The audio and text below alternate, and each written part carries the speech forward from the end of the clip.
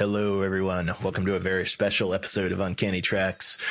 We like to play a game when a Star Trek show is airing, when there's even the most tenuous, the most flimsy, the most fragile connections to a science fiction movie. I like to make Matt watch that movie. So during season 3 of Picard, we watched The Jetty and 12 Monkeys. And now it's season 2 of Star Trek Strange New Worlds.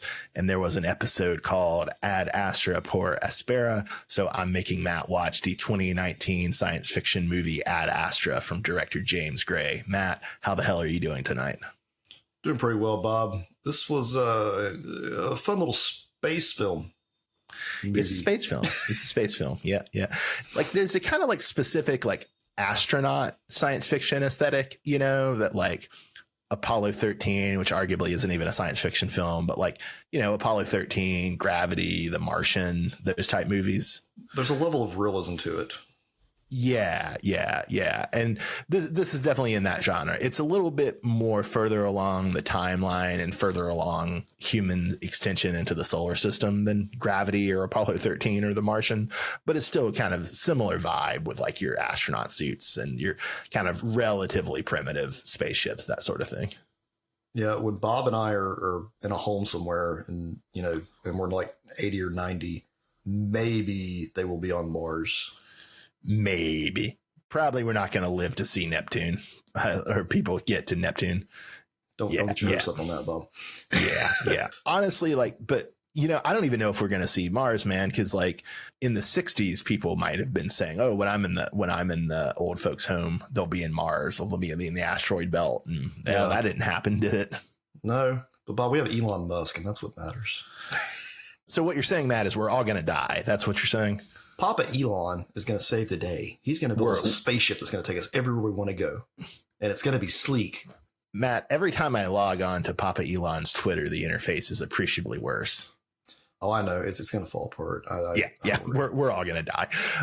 Can we give money to smart people? I'm sorry. Like, I just don't get it. Like, Matt, you think a system of inheritance where a guy whose dad bought an emerald mine in apartheid South Africa, you don't think that's a good basis for distributing investment in technology? What? He's so smart. He's so rich. That is one of our biggest issues. And like on the most simplistic level, people associate wealth with intelligence. They are not intertwined. I mean, they can be, but not always. Well, actually, not even always. Not even most of the time. Yeah, no, there's no necessary connection. And I mean, the reason this occurred, Bob, and this is going to go way off into I'll probably call this, but the reason this goes off is because they pushed college so much in the 80s and 90s that's the only way you can make money is if you do this. Mm-hmm. So all these people went and got an education and then turn around. Oh shit, we were just kidding. We just wanted the college institutions to make money. And they were just conning you. It's just awful. Well, and in fairness, it's also that like real wages have been like stagnating since the 70s. And so in a certain sense, like going to college is the rational thing to do in the sense that it's like the only way you can hope for like a wage bump.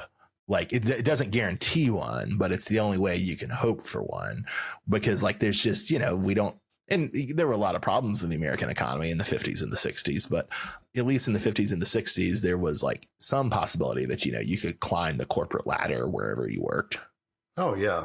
It was just different. But I mean, it's just the number of people that are able to have access. Okay, we gave them access to the education, but then the education was not really as valuable as we needed it to be.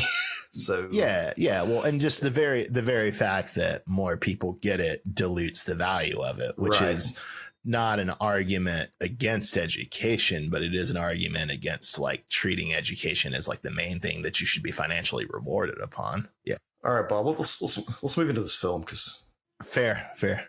Have you seen any films from the director James Gray, Matt?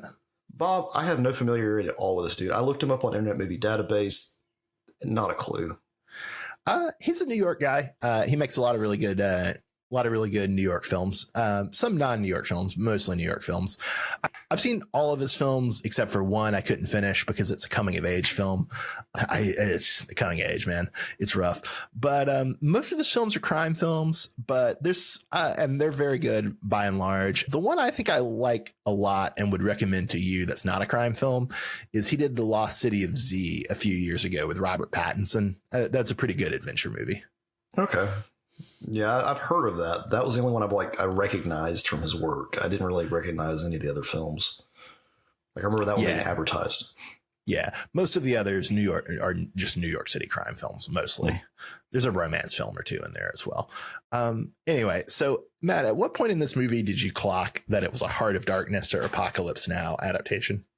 I think I texted you about this when Brad Pitt's character was swimming through the gas line to get on the rocket from Mars to Neptune. Nice. Yeah. And if listeners haven't seen the film, they should go watch it. It's a good film. Basically, the plot's just Apocalypse Now, but with a in space. And instead of going up the river, you got to go out to Neptune. And it has the additional thing of, Brad Pitt as Tommy Lee Jones's son, which, arguable how much you needed that for the plot, but there it is.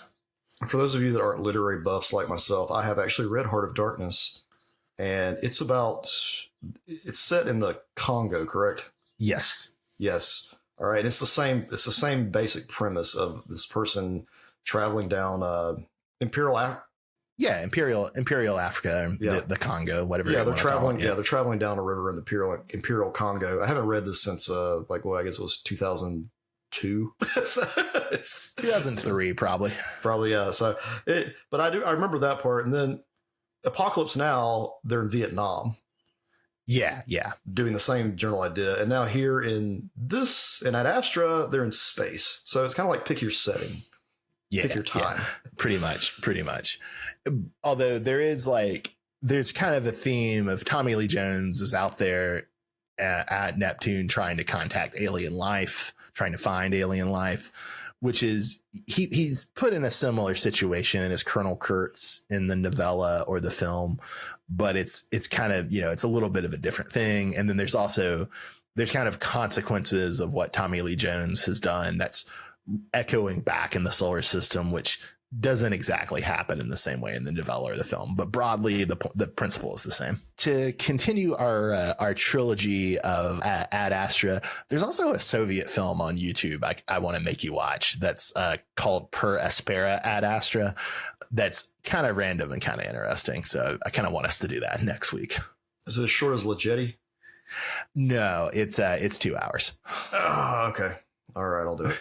If it makes you feel any better, I'm having you watch the 2-hour version, which is a little shorter and excises some of the Soviet ideological content, as opposed to the 2-hour 20-minute version, which is slower and has more preaching about the Soviet Union. Well, it's on YouTube, so it must be very popular. Oh yeah, of course. It's a very interesting film. I've taught it before. I like it. Okay. Well, I'll give it a shot, Bob. Yeah. All right, Matt. So, we have Brad Pitt. Initially, he falls off a space ladder. Very, very cool scene. Very interesting scene. He parachutes off the space ladder. And then we have him, sent on his mission. He's taken a commercial flight to the moon. Did you get any 2001 A Space Odyssey vibes off that flight to the moon?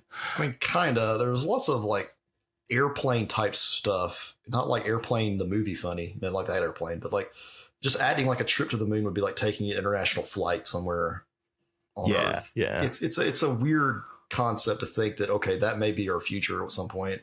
We were talking about Bidenflation last episode, Matt. Do you like that Bidenflation of $125 for a blanket and a pillow pack? Yeah, I want to say those are actually free now, but you have to request them. So that's a huge, they start charging for that shit. That's just like a simple thing too. That would make me really sad. If I was going to go to them, because I can't remember how long it supposedly said it takes to get to the moon. Was it 3 days? I'm sure they said, but I got to be honest, I didn't clock it. I don't know. Maybe it wasn't 3 days. Maybe it was much faster in the movie. I don't remember. But all I know is I just feel like if you're going to the moon, you should at least have a blanket and a pillow. One of my favorite genres of people posting on Twitter is them observing oh, I'm getting on an international flight. and the dude next to me is just raw dogging it. He's like just sitting there with a Sprite looking straight ahead. He doesn't have a book. He doesn't have headphones. He doesn't have a movie on. He's taking no drugs. He's just sitting there for 8 hours. There are people that can do that. I am not one of them. I don't know if that's a virtue, Matt. I don't either. I think it's pretty bad if you just turn your brain off for 8 straight hours. But what do people? I mean, but honestly, Bob, what do people do before all the entertainment shit? Other than I read books, I get that, but like, is that it? Well, books are a fairly recent technological thing, at least as like a widespread phenomenon, right? So are airplanes. I mean, but yeah, I mean, presumably there were long trips. Yeah, they were on boats and they were having to do like work and shit. And the setting was more variable. Once they take their journey to the moon, they get there. The moon's kind of a dystopian hellhole, right? Like corporate logos everywhere, just a bunch of annoying tourists. Brad Pitt kind of reflects in the voiceover that it's just a reflection of what we're running from on the Earth. So it looks just like an airport on Earth. Yeah.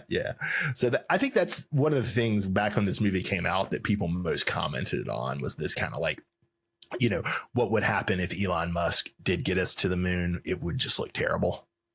Well, it's true. I mean, it's like that. It's already like that here on Earth. You go someplace to see something, that you've seen in pictures and everything. And then when you actually see it, it's usually like there's a Starbucks in front of it.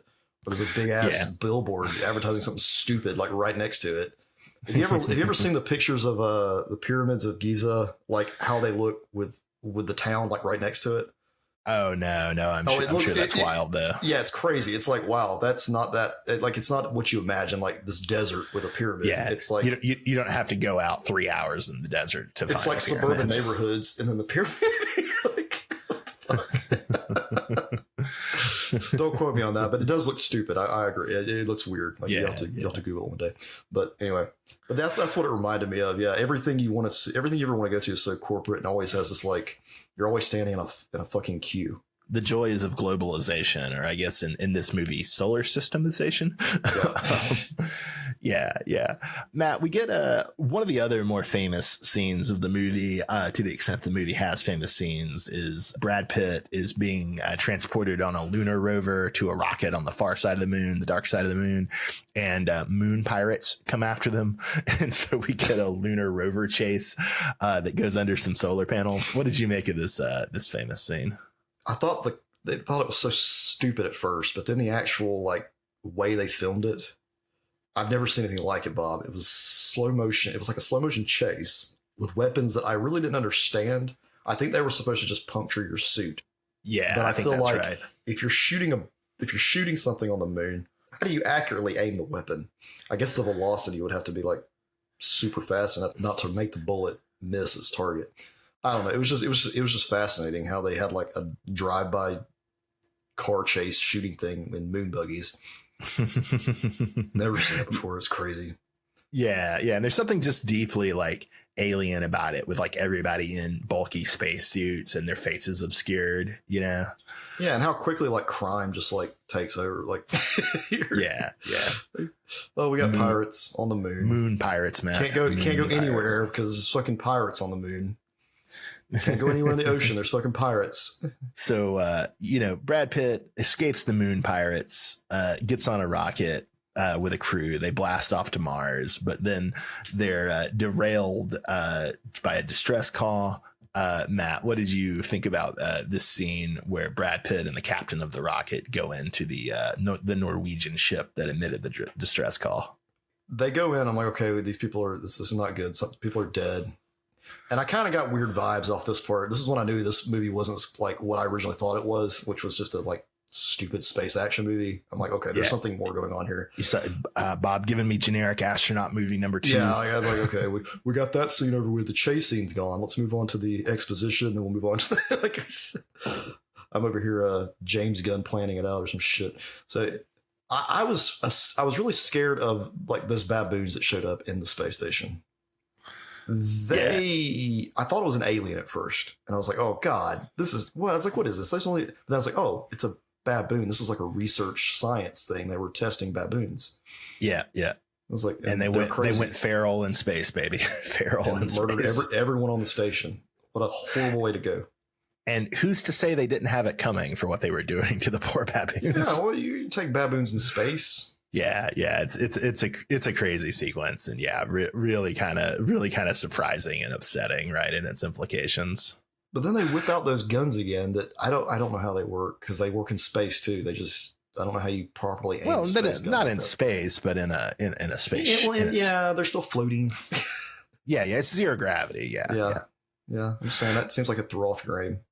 I'm very much stuck on this part about the aim, Bob. I'm very much stuck on this. I can tell. This is the biggest problem I have with this film is the guns. Matt, I've betrayed your father, and I've betrayed my physics teacher, and I just don't remember anything about the science, and I can't tell you anything interesting about the science. I'm sorry. Well, whatever I'm telling you probably isn't real anyway. It's probably pseudoscience. I'm just making shit up, so don't worry about it. All right. So our boy Brad Pitt, he gets off the baboon ship. The captain doesn't. He makes it to Mars, and we get one of the and I thought this was an interesting tie-in to Strange New Worlds. There are not many. Mostly this was just sheer opportunism of the titles are the same, and I like this movie, so I wanted to make Matt watch this movie. But in the Strange New Worlds episode, Ad Astra per Aspera, we have the kind of dystopian sense that Starfleet is like monitoring the officers' personal logs. And in this movie, we have the repeated motif of Brad Pitt is having to like submit like answers to like therapeutic questions into a computer system. And it seems like the computer system is like measuring like the tone of his voice and the emotion. Heart rate is a big piece. Yeah, heart rate probably, and saying like whether or not he's like stable enough to continue with the mission. Right. And, somehow after the baboon attack and some revelations about his father, Brad Pitt's not doing so great. He's not on mode, as they might say in Young Justice. And so he has to get sent to a comfort room to chill out till he can pass the psych eval. Matt, do you ever need to get returned to the comfort room? I don't know. Sometimes like a comfort room would be nice, but then I looked at their comfort room and I hope there was more to it than just like random projections of birds and shit on the walls. Like, ocean noises and water. I'm hoping there was some kind of drug involved. I don't know. I just feel like I don't think sitting in a chair watching that kind of stuff would calm me. I think it would have limited utility, but I do think it might be surprising how effective just, something close to natural light and natural sound might be. Like if you think about like the flat colors on like Mars, right, with like the kind of like uniform orange they shoot everything in, you can imagine that like the comfort room just like on a kind of unconscious level would maybe ease you up quite a bit. Well, here's another thing, Bob. We're far in the future. We're able to travel to Neptune. This is still the best psychological treatment they can provide. I mean, the human animal is a complicated beast, man. What does that tell you? We can get to Neptune, but our people go insane. And what do? We put them in a room with some projections. I mean, like literal projector folks, not like it's just you can buy one of these things like star projectors at Walmart. It's nothing. Matt, are you saying that instead of exploring outer space, perhaps we need to be exploring inner space? Oh. That's a good idea, Bob. We should. We need to travel inward, not outward. And that's kind of what Brad Pitt does, Bob. Indeed. He takes an inward journey. I'm not sure if I appreciated the irony of this when I first saw the film, but it is kind of interesting. One of the things that's stressing Brad Pitt out is that he finds out that his father, Tommy Lee Jones, murdered his crew because he claims they were mutinying. The bureaucracy is saying, no, Brad Pitt, you can't go. And Brad Pitt's like, no, I'm going. God damn it. And so he stows away on the rocket to Neptune, and it winds up with him having to, in self-defense, murder the entire crew of the rocket. And I didn't really appreciate till that moment of how it had kind of brought, the dramatic irony of like Brad Pitt becoming his father, basically. Yeah, it was at this point that I even questioned that, Bob. I thought maybe there was going to be some time travel shit going on, like Tommy Lee Jones was actually Brad Pitt in like a never-ending cycle or something. Like I didn't, because I felt like he was just doing the same thing his father did. Yeah, and certainly psychologically, there's something to be said for that. But thankfully, that's what they're going for. Yeah. But like, thankfully, narratively, they didn't go there. They could have. So Matt, it's a 79-day jaunt from Mars to Neptune in this rocket, and Brad Pitt murdered everybody else on the ship. You think you could handle 79 days in, 79 days out? Absolutely not, Bob. I've actually thought about stuff like this. He had some like meters and things to look at along the way. He could check the filters when he was bored. That's about all he had to do. Like you even showed that. He was just like checking scientific gauges and stuff. That's all he had nothing else going on. And he still had. He did actually release the dead bodies.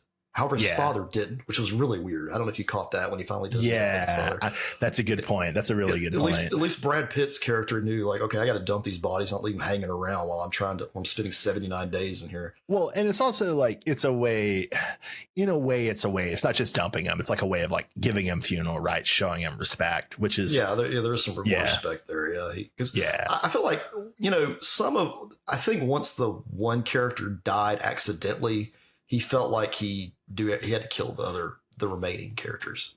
It is kind of interesting because it's like in both cases you can kind of justify like what Tommy Lee did or what Brad Pitt is doing is like in the name of like the greater good.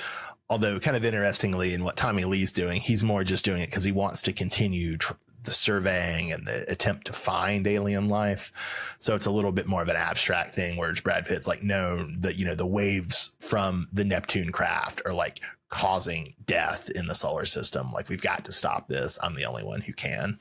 Point about the 79 days of isolation. I don't want to do it, but I think I could. I think I could. I don't want to. I don't want to test that. You tap by like day 4. I mean, if I had books, I could do it no problem. If I didn't have books, I really wouldn't want to do that. But I could probably manage. Oh, jeez. I wouldn't last a week. I wouldn't last even half a week. I've gone days without talking to people, especially during the pandemic when I live alone. Like it's just. But 79 days, Bob. That's a lot. But there is a difference too in like it's not indefinite. It's like a period of time for a purpose. And that's a little different than like the random experience of lockdown where it was like a lot fewer days, but it was to no clear purpose and to no clear end. Well, you have a goal and a time limit, like a time countdown, basically. So yeah. Whereas the pandemic, it was never ending. Yeah. Yeah. We do get some interesting like Tommy Lee voiceovers while we have to have a montage to show the 79 days, and I really did like Tommy Lee's kind of, I'm just going to call it his cornpone Nietzsche thought. He, at one point, he's like, I'm beyond your morality. I have total clarity. It was a very, very interesting and vivid line. I mean, that's what you get when you're on the edge of the solar system, hanging out for years. Total Nietzschean. Yeah. So you raised a really good point about like the kind of creepiness of Tommy Lee not maintaining the space, unlike Brad Pitt. Did you kind of have any other thoughts on the big confrontation between Tommy Lee and Brad Pitt? If you're going to spend 30 years out there looking for stuff, you're not going to have any kind of like social skills or anything, interactions. And here, I feel like Tommy Lee's character was probably already past the breaking point way before he got to Neptune. Yeah, it seems like way before. What did you think of the reveal at the end where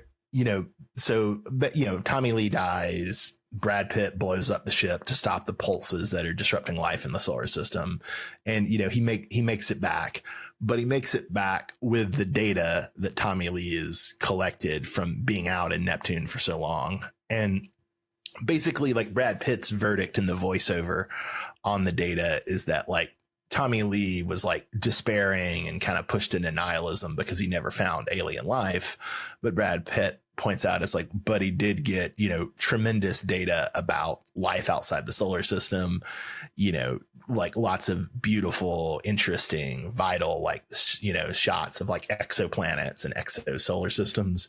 And so, he kind of sums it up as Tommy Lee could only see what was not there. I don't know. What did you think of that? He wanted to see life, Bob. All he found were planets. Well, I don't know. I kind of have some sympathy for Tommy Lee's position here, which is like, on the one hand, like, I'm sure all of that data is very beautiful and very interesting. But at the same time, like, there's something, if humans are alone in the universe, there's something really weird about that. Yeah, Bob. Tommy Lee did not want to seek data. He wanted to seek new life and new civilizations. Oh, fuck you. I'm trying to make a serious philosophical He wanted point. to boldly go where no man has gone before. Fuck you. Which he kind of did, but he didn't meet new life and new civilizations. I know what you're saying, Bob. But if we're alone in the universe, that is kind of fucked up. I agree. Yeah, it's just so very strange and random. I'm still stuck on the whole simulation theory, Bob. We're just some like computer game some kids playing somewhere. To me, that seems even more like narcissistic than the idea that we're alone. what in the world? Think about the last 3 weeks of the news. If this is a simulation, what the hell is someone learning from this? Like, it's just insane. Nothing. I mean, they're just fucking around, Bob. They're not. Yeah, it's like just a game. I think like things like there are equations calculating the probability of life, and I think it's like extrapolative science, or it's kind of speculative, but I think it's pretty solid. Like just the numbers would be equation. No, it would be so strange if life never evolved anywhere. Like that would it just doesn't seem plausible. It wouldn't make sense. You're right. At that point, you almost like have to take some sort of theological view of it then. But even that still just seems weird of like, what's all that wasted space for then? This sounds like an argument that I can use to bring you to Christ, Bob. But only if I can prove that, Bob, will you accept Jesus into your heart? No, because I have a lot of questions about Jesus's taste, Matt. Like, why did he waste all this space and energy on a whole observable known universe? Like, it's just so strange. I don't know, Bob. It's in the Bible somewhere. All right, let's get back on this film. So, all right. Well, to get back on this film, I want to get off this film, Matt. Did you ever see the Clint Eastwood film Space Cowboys? I did not. I've heard about it and I've seen like clips of it, but I've never actually watched it. It has apparently it has Clint Eastwood, Tommy Lee, and Donald. Is it Donald Sutherland? Yeah, it's Donald Sutherland. I wanted to say Donald Pleasance, and I'm like, no, it's not Donald Pleasance. My impression of it from the trailers when we were young was that it's much more of a comedy than this. But I was trying to look up something about this movie, and like the first Google result was like, what's the connection between Space Cowboys and Ad Astra? And I was like, I'd never considered that there might be a connection. So you've watched Space Cowboys? No, never have. Never. Oh, have. You haven't? Oh, okay. I mean, that may be one we need to watch too, Bob. Just to get the. I don't know if that's one we need to watch. I mean, making you watch an 80s Soviet movie, yes, Matt, I will do that. Making you watch Space Cowboys, I don't know. Damn it. Oh well. Well, I might.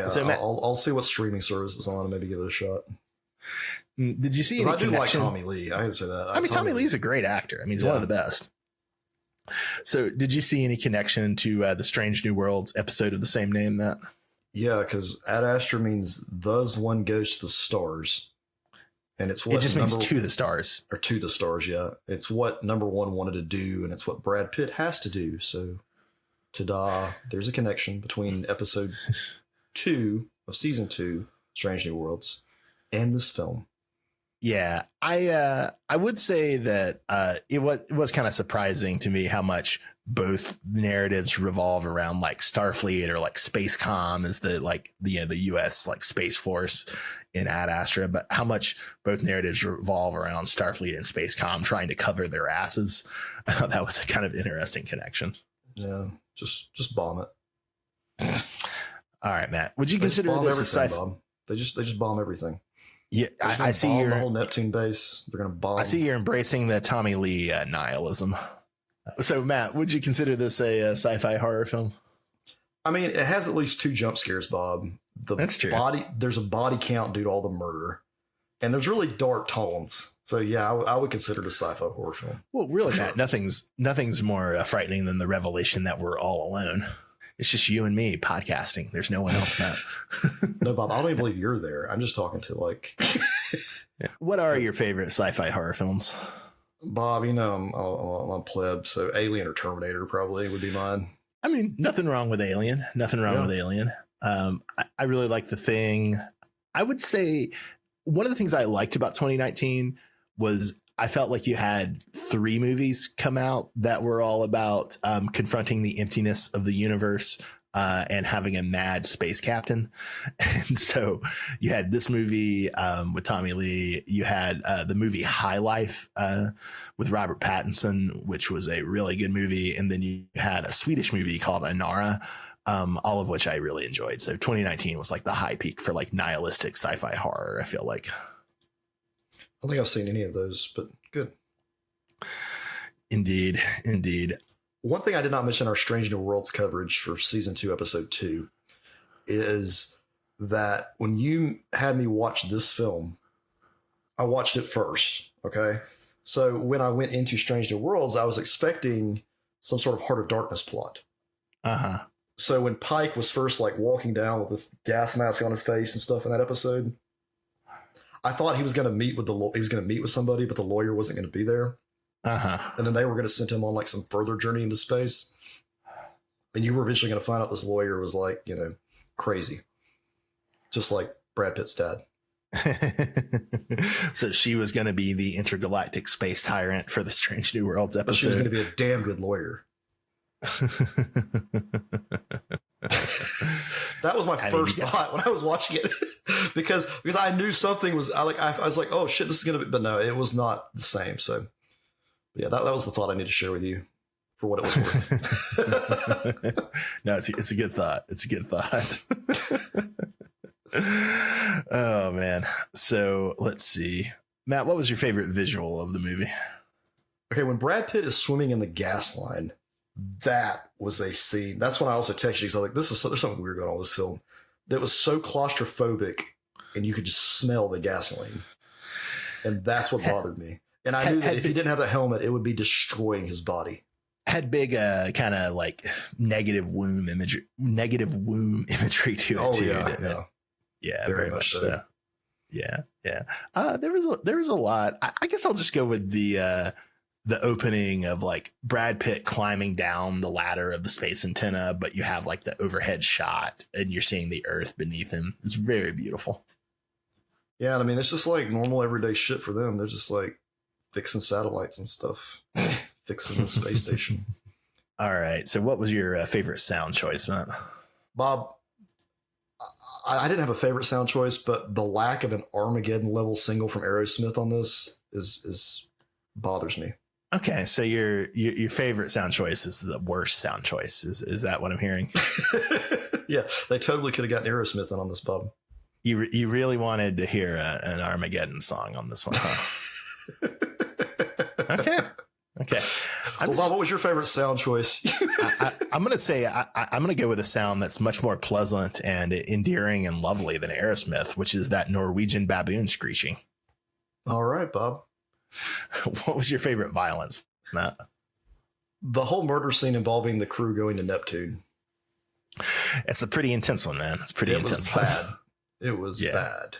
It's pretty gnarly. Pretty you gnarly. Lose your, like you look at Brad Pitt and you're like, I thought he was going to be more like a hero. Now he's kind of like not so much. But he's still greeted as a hero when he gets back, Matt. We don't know that. It seemed like he was, man. It seemed like he was. Make it back? I don't know. They don't lock him up. Like they let him hook up with Liv Tyler again. Oh yeah, that's right. I forgot about that part. They do. He used to hook up with Liv Tyler. Yeah, for me, the best violence was the Norwegian baboon just wailing on the face of Brad Pitt's astronaut helmet. That was intense, man. Any regrets other than the lack of an Aerosmith single for this movie, Matt? Matt, if they just used "Love in an Elevator" for the opening scene of him falling down the space elevator, would that have done it for you? Yeah, that would have been fine. At one point, I was sort of regretting if having like Tommy Lee and Brad Pitt be related was actually necessary. But, when they actually get together, they're good enough actors to sell it. And, giving it a little bit of an Oedipal angle with Brad Pitt having to kill Tommy Lee and sort of becoming Tommy Lee, but sort of not, was nice. So it worked out. I don't have any real regrets watching this. I thought it was pretty good. It was entertaining. This whole the same narrative plot of Heart of Darkness and Apocalypse Now.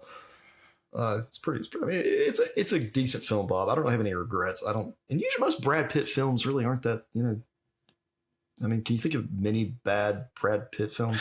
No, man's got pretty good taste, and he seems to be pretty selective in what he does these days, and has been for a while. Yeah. So speaking of, Matt, what was your favorite Brad Pitt? What's your favorite Brad Pitt performance in general? I enjoyed his character in the Ocean films. I'll go with the Assassination of Jesse James by the coward Robert Ford, where he is Jesse James. It's a pretty great movie. I think it's funny you're talking about Brad Pitt selective. He was in Deadpool 2 for like half a frame. Well, that's a cameo. That's a little different. I know. And also, Matt, in that awful.